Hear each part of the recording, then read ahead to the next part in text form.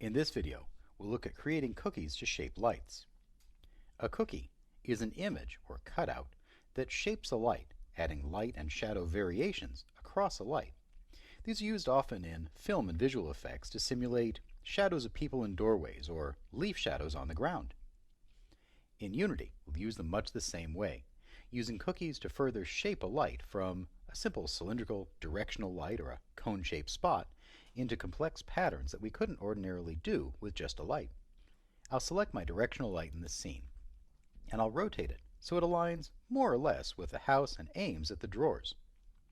I'll rotate on the green y-axis, and then spin just a little bit on the blue z-axis, and finally up on the red x-axis to be a little more horizontal, really making those shadows stretch out. Now I'll add in a cookie. I'll browse in my project window into the VFX folder in Assets, and in here into Light Cookie. There's two available cookies, Sunlight Cookie and Sunlight Cookie 2. When we select Sunlight Cookie, we can see in the inspector in the preview that it's a grid of 4 white squares surrounded by a black frame. This cookie's texture type is set to Advanced, as there's some special configuration we need to do to get this to look right for a directional light in this case. Typically for a cookie, we'll mark this texture as a cookie under Texture Type, choosing Cookie, and then choosing the light type we're using. We have a choice of spot, directional, and point, and each will have different properties available. By marking this as a cookie, we'll then see it in that light as a cookie, and it'll function properly based on the alpha channel to block the light. I'll apply this, and there we can see that this image is now all white. For these particular lights, we'll mark the texture type as Advanced then. What this will let us do is set the wrap mode to clamp. I'll scroll down and click Apply, and now we see our texture showing up properly. To create a cookie then, we need to bring in an image that has an alpha channel. The alpha channel, where it's black and white, determines where that light will either shine through or be completely blocked. In this image then, the light will come through the white squares and be blocked by the surrounding black frame.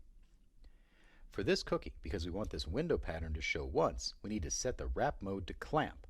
The default mode is to repeat, so we'd see this cookie pattern repeated across the room. I'll leave it as clamp, make sure I scroll down and click Apply if I haven't already, and apply it to this light.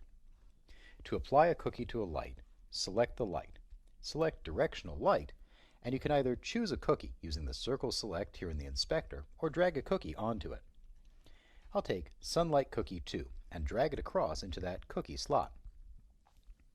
Now what we can see is that this light is clipped. That is, it only shows that 16 square grid, rather small on the wall. I'll rotate just a little bit so it's more or less parallel with the baseboard here, and then increase the cookie size. Right now the cookie size is 10, and it's definitely small. I'll scroll up the cookie size, trying for example nearly 30, and we can see a nice big window pattern streaming across the floor and up the wall. I'll rotate the cookie a little bit more on the y-axis, right now selected in yellow. This way I get all of the cookie across the room. A little diagonal is good, as it really emphasizes the rather orthogonal lines of the room, and adds a certain dynamic to the composition. I'll bring it down so there's a nice big spot of light on the floor, as if there's moonlight coming through a window that we can't see, and going across most of the floor and up the wall. You've got some flexibility on how you place this, and again you can rotate the light as you need. Remember that our scene is set at night, and so we want a low moonlight coming in through the window and really letting it slink across the floor and up the wall. You can alter the size of the cookie as you'd like. Trying a little smaller, for example, say 25, gives us a little bit smaller cookie and leaves more of the room in darkness. A larger cookie with a size of 35 then gives us more of a window grid in here. One thing to keep in mind with a cookie is that because it's casting a shadow we may associate with a real object, we need to make sure it's in the right scale. Putting this cookie size up to 50 then gives us what feels like an overly large window pattern from a window we'd expect to be much smaller. Putting this cookie size down to 15 then gives us the same thing. We expect to see a larger pattern drawn by that cookie in our room. We also get some odd artifacts showing through on the floor and the wall. So I'll bring this cookie size back up to 30, and it looks pretty good. Bear in mind some of the artifacts we're seeing are because we have not baked the lighting in this scene. that we're seeing the light bounce, but we haven't actually calculated or baked the lighting yet. And so we're seeing some bounce as far as Unity can go before we set everything up for light baking. I'll roll this cookie a little bit more flat, aim it over just a bit more, and my room really has a good mood to it. It's okay to use several cookies in a scene if you need.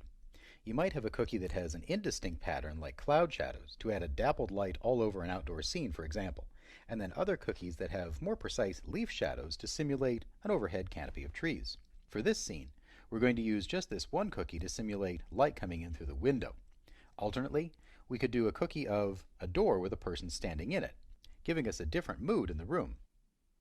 As a reminder, cookies are determined by their alpha channel, and you can paint these easily in a program such as Adobe Photoshop or Illustrator. Where it's black, the light is completely blocked. Where it's white, the light is let through. And any gray areas give us partial transparency.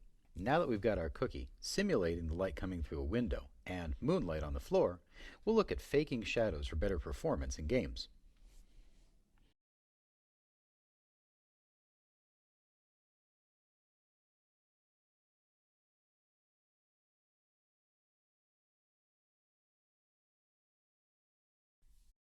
In video game development, we're continually looking for ways to optimize what we're doing so that the game runs faster and smoother on any given platform. Lighting in a game can be very intensive in calculations because the lighting affects all the objects in the game, moving and static.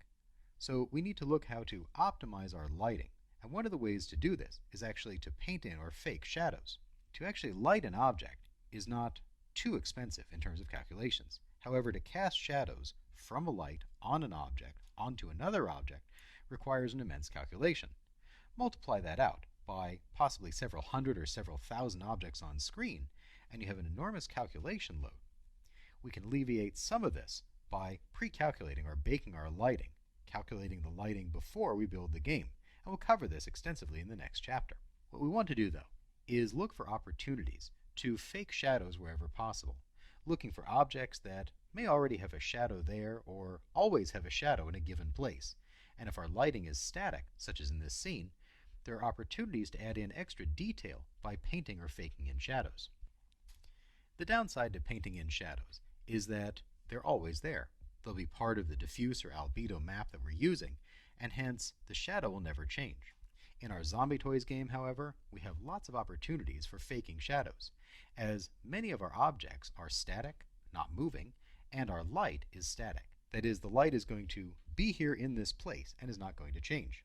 We've actually already used a painted shadow to enhance performance here.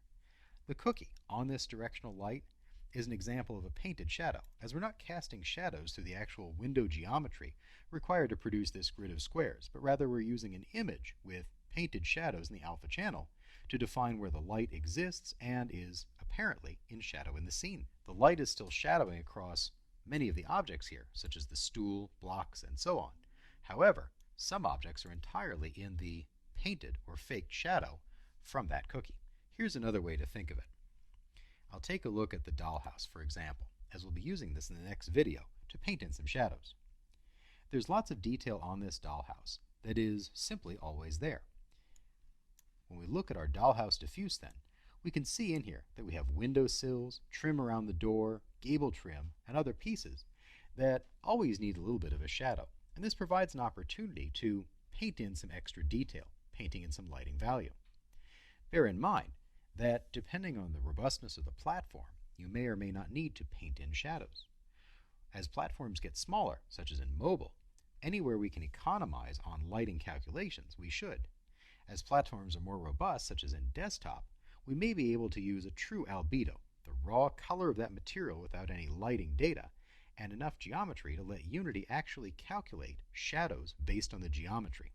To sum up then, faking shadows is very common and affords us a possibility of optimizing our game performance and enhancing the realism or stylized realism of our game through a little bit of creative paint and possibly baking or rendering in an application such as 3ds Max or Maya, adding the shadows into one of our textures and thereby always having them present on that object in the game.